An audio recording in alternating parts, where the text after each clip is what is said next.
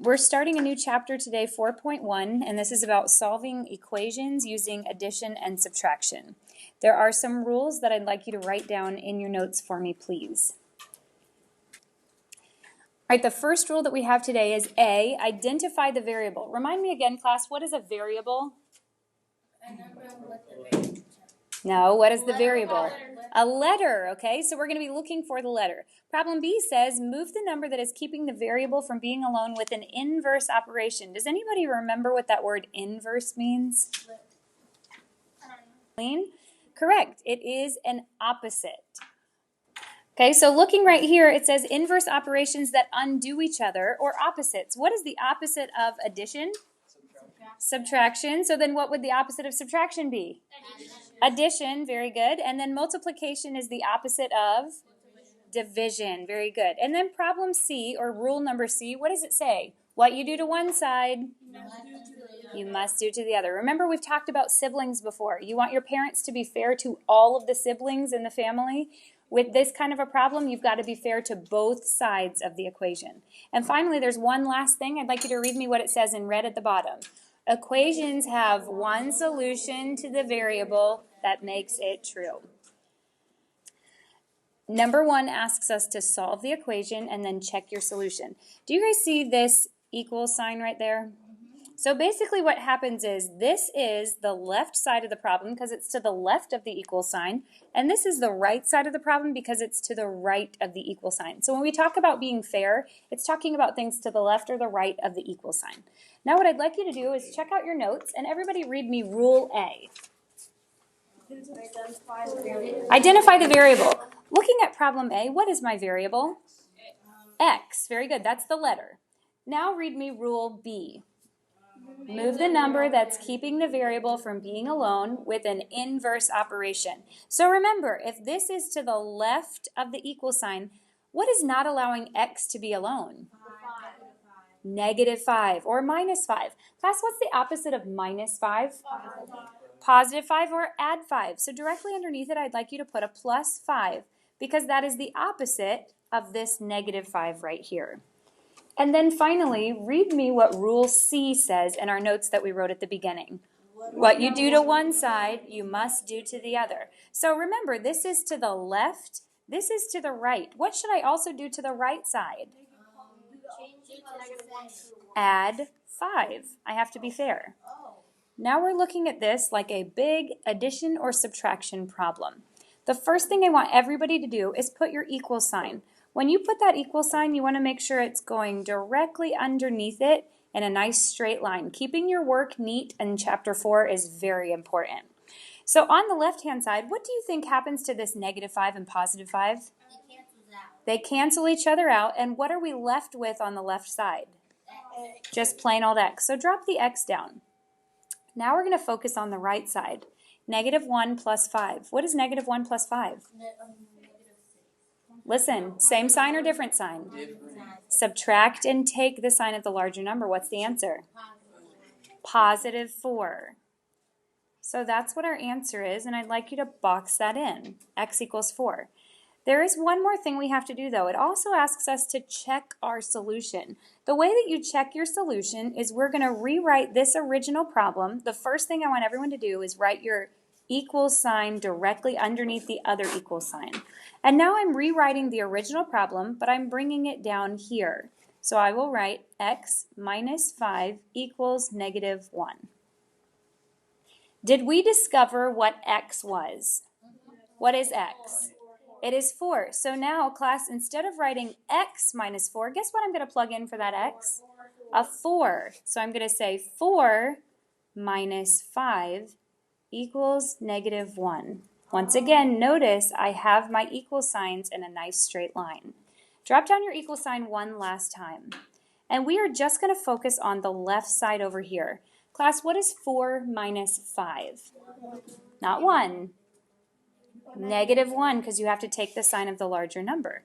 And then notice this -1, I'm just going to drop it down because there's no work to do on that side. Class, this is a true or false statement. Does -1 equal -1? Yes, it does. So give yourself a mini check mark. First things first, Rule A asks us to do what in our notes, class? Identify the variable. What is the variable this time? P. A p. What is not allowing the p to be alone? -5. -5. What is the opposite of -5? +5. +5. What I do to one side, Let's do that. I've got to be fair and do it to the other side too. Trenton, what happens to -5 and +5? They cancel. They cancel. They cancel out, so you can draw one little line through there. And on the left side, Hayden, what am I left with? Okay, I just have a p left. Drop down your equal sign. Remember, once again, you're wanting to drop it down directly underneath the other equal sign. And on the right-hand side, what's -2 + 5, class?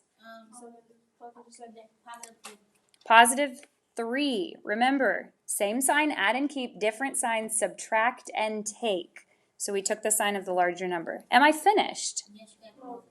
I've got to check it, okay? So remember, first things first, everybody drop down your equal sign. And then if you remember at this point, I'm just taking the original problem and rewriting it underneath. P - 5 equals -2. Repeat after me. Plug it in, plug it in. So if I could see here that P equals 3, what am I going to write instead of the P? 3. So underneath it, put 3, and then rewrite everything else. -5 equals -2. Drop down that equal sign. Once again, I want you guys to look to see, are your equal signs all lined up? As I said before, having neat work is really going to help you stay organized with Chapter 4. On the left-hand side, 3 - 5, what is that? -2. And drop down the other -2. Class, does -2 equal -2? Yes. Give yourself a mini check mark. For example C, we're now going to move into doing this with a fraction, but we're going to do the rules exactly the same way as we did before. Huang, please identify the variable. Y. Matthew, what is not allowing the variable to be alone? +1/2. Braden, how do I get rid of +1/2? You are correct. We do an inverse operation and we're going to subtract instead of add. On the left-hand side, Angeline, what happens to +1/2 and -1/2? Excellent. They cancel out. On the left side, what am I left with, Gavin? Okay, all that's left is a y. Drop down your equal sign. Remember, once again, you want to drop it down directly underneath where the other one was at. And on the right-hand side, Einar, what is 4/2 minus 1/2?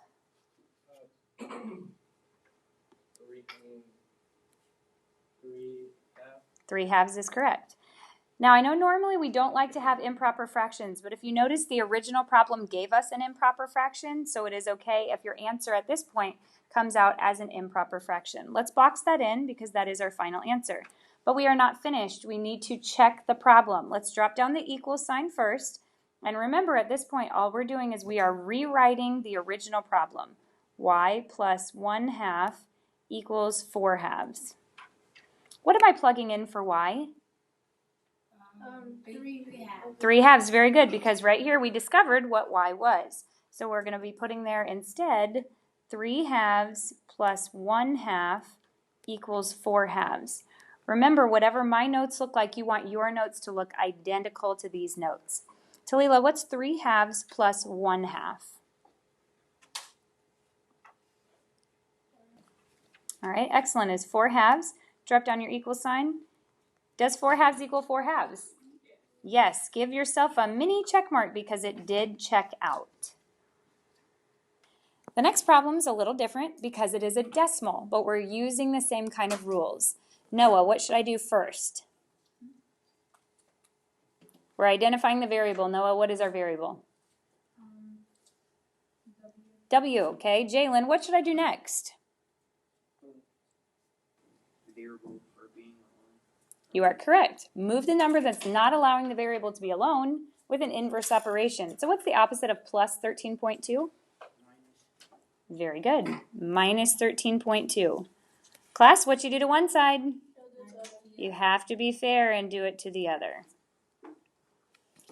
Einar, what happens to positive 13.2 and negative 13.2? It turns into a 0. They cancel each other out. And what am I left with on the left side, Einar? Just a W. Okay, bring down your equal sign. Now I've got to work on the right side of the equal sign. Class, do I have the same sign or a different sign? Okay, same sign, add and keep, different sign, subtract. So you're going to be subtracting these. Now, chapter 4 is a calculator chapter, so you are allowed to use your calculator at any point. And if we practice with the calculator in class, that means you're also allowed to use it on quizzes and tests. The thing I want you to remind you of is make sure you start with that bigger number, okay? So we've got 13.2 minus 10.4. If you ever don't have your calculator, you can still do it off to the side, but it'll be faster with the calculator. And then remember to take the sign of the larger number. What do you get, class? 2.8. And take the sign of the larger number. Negative 2.8. Box it in. Now we've got to check it. Drop that equal sign down, and then we're just rewriting the original problem. Remember, once again, all I did was I took that and I'm rewriting it right down there, the exact same original problem. Now we've got to start plugging some numbers in. Gavin, what am I going to plug in instead of a W? Not 2.8. What sign is in front of that 2.8? Negative, okay? So once again, all you see is that's a W. I have plugged in what we decided W was, and then I'm dropping everything else down. I have this one section right here that I need to work on. It's a negative and a positive. Same sign or different sign? Different. Subtract and take. So you're going to do 13.2 minus 2.8 and then take the sign of the larger number. Class, what is negative 2.8 plus 13.2? 10.4. Drop down the equal sign. Does 10.4 equal 10.4? Yep. Give yourself a mini check mark because it did check out. Number 2 is a modeling real life problem. You have $512.50. You earn some additional money by doing what, class? Shoveling some snow. Then you purchase a new cell phone for $249.95. Looks like you got a good deal on that new cell phone. And you have $482.55 left. How much money did you earn shoveling snow? When we have modeling real life problems, we want to kind of break down the information because a lot of times we can see all these words and then just give up. All right, let's start with the very first thing. I want you to underline that first sentence.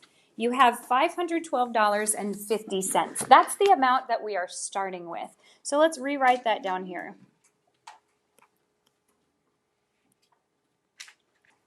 You earn some additional money. If I'm earning money, do you think I'm adding it, subtracting it, multiplying, or dividing it?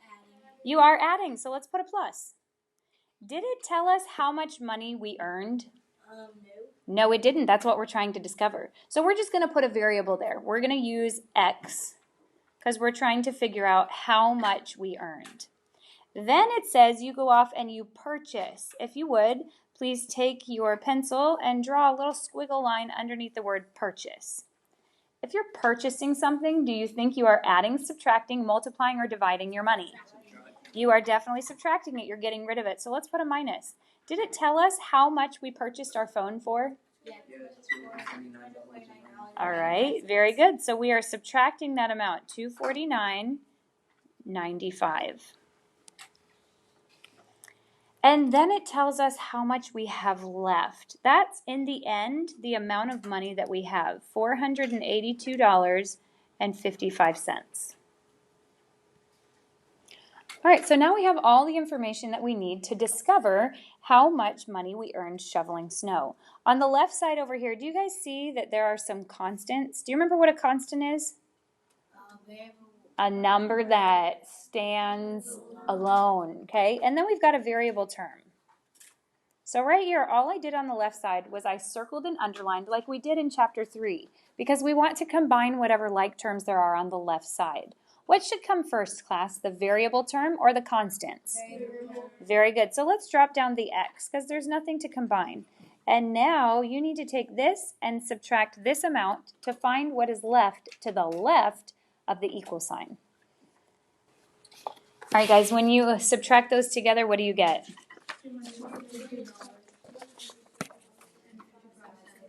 All right, so was that a positive or a negative? A positive, because you take the sign of the larger number, 262.55 equals, and we're still going to keep the same thing that it equaled before, because that's the final amount we know that we have. Now this looks like a problem that we've been doing today. Identify the variable. What's not allowing x to be alone? Very good. So how do I get rid of that 262.55? You have to do the inverse operation. So we are going to subtract 262.55 on both sides.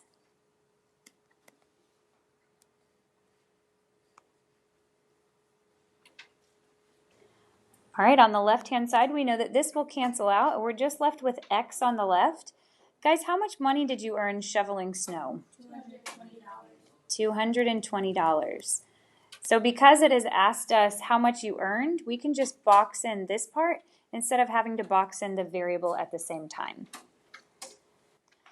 All right, so I've given each of you a handout about math words. There's some things here that might be obvious to you, okay? So you could see this right here is a big addition sign. Obviously, if it says add, that means you're going to be adding it. But there's some other words here. Sum, increase by, together, more, plus, and will always be when you are adding things together. Then you can see these are some words here you'll be looking for when you are subtracting. Other things down here, words to use when dividing. And then some words over here to use when multiplying. On the bottom section, you'll see the main word that you'll see in a lot of story problems. You might see the word is. What does that mean I need to do when I see the word is? That means equals, okay? We're going to focus more on parenthesis words and turnaround words coming up in the future, but I would like you to take your red pen and just put a little cloud around this. Class, always remember, what is another word for a number? A variable, okay? And at that point, you can put any variable there.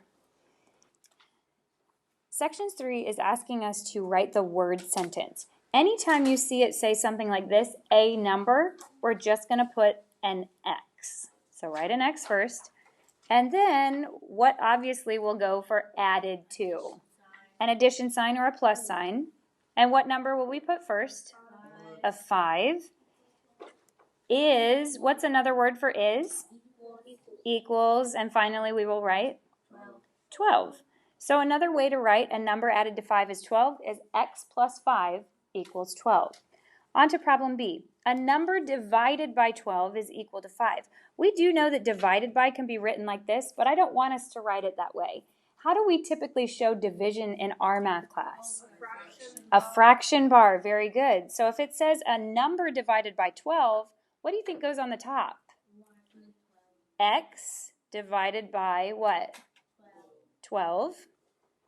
And then it says is equal to, what do we write for that? And equals 5. Please do problem C on your own. So the original problem for C says a number decreased by 4 totals 8. What did you guys write down? Okay, x minus 4 equals 8. And that is how you write word sentences. All right, next we have the think, pair, share section, which is very similar to the problems we just did. I want you guys to do problem A on your own. All right, I saw most of you figured this out. You identify the variable as C. You've got to get rid of minus 12, so most of you remembered to add 12 to both sides. This canceled out. C equals what, class? 8. Box it in.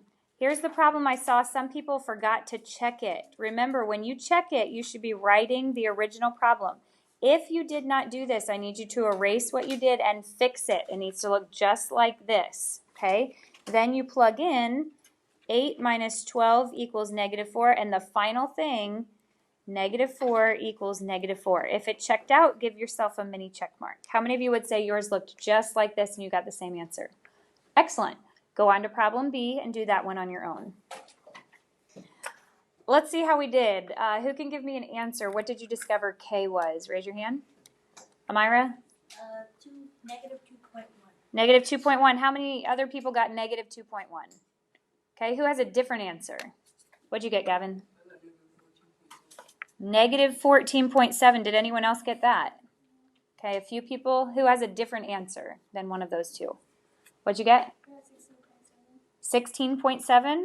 Okay, who has a different one? I got 13.7, but I think I miscounted the 16. Okay, here we go. We're going to discover which one of these, because one of those is the correct answer. First things first. Identify the variable. K. What's not allowing K to be by itself? Positive 8.4. How do I get rid of it? Turn it to a negative. The opposite, minus 8.4. This is where a few people made a mistake. K equals, also as I walked around, a lot of you are not lining up your equal signs. Try your best to keep them lined up, okay? Now, looking at this, same sign or different sign? Same sign, add and keep. Add the numbers, keep the sign. Okay, so if I do that, I get negative 14.7. So for those of you who did not get that, please erase your answer. And we're going to talk about your checking here in just a minute, because when you checked it out, you should have been able to see whether it was correct or not. Remember, when you check it, rewrite the original problem. K plus 8.4 equals negative 6.3. Let me show you something. For those of you who got negative 2.1, because that was a lot of people, if I were to, now this is not correct, but if I were to put in negative 2.1 and then add 8.4 to it, guess what that would equal? These are different signs, so I would have to subtract and take. If I did that, I would see 6.3 equals negative 6.3. Guys, are those the same? No, so I could not give myself a check mark saying that it worked. Therefore, I can tell by the way that I checked it, something went wrong. Then I would go back and try to figure out, what did I mess up on? And that's when you should hopefully discover, oh, it should have been negative 14.7 plus 8.4 equals negative 6.3. Now when I look at this on the same side, I see different signs, subtract them. When I subtract them, I get 6.3, and then I take the sign of the larger number, which was a negative. And now you can see it did check out. So be careful. A lot of you at the bottom, you saw it didn't check out, but you're like, it probably is right. And you just stuck in negative 6.3 equals negative 6.3. Don't do that. The whole point of checking it is to see, did you get it right or did you not get it right? For this final problem, it says, explain if the equations m plus 3 equals negative 5 and m minus 4 equals negative 12 are equivalent. Remind me again, what does the word equivalent mean? Equal. Gavin, go grab a candy. It means, are they equal? So let's start on the left side. M plus 3 equals negative 5. Let's do this problem like normal. We want to get m by itself. How do I get rid of that plus 3? Negative 3, or subtract the 3. These cancel out. I'm left with m equals, what does m equal? Negative 8. Now you're going to do the same thing with this problem over here. And I want you to discover now what m equals. All right, guys, how do I get rid of a minus 4? A positive 4. I add 4 to both sides. This cancels out. What is negative 12 plus 4? Same sign or different sign? Subtract and take the sign of the larger number. Negative 8, because this 12 was a negative. So the question asks us if they are equivalent. What do you guys think? Okay, so write this down. This is our answer. Yes, both solutions, a solution is an answer, both solutions equal negative 8.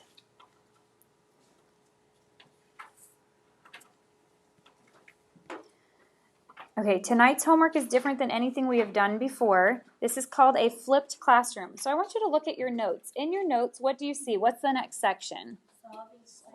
What's it called? 4.2. So tonight's homework is, instead of you guys going home and doing a homework assignment, we're flipping the classroom.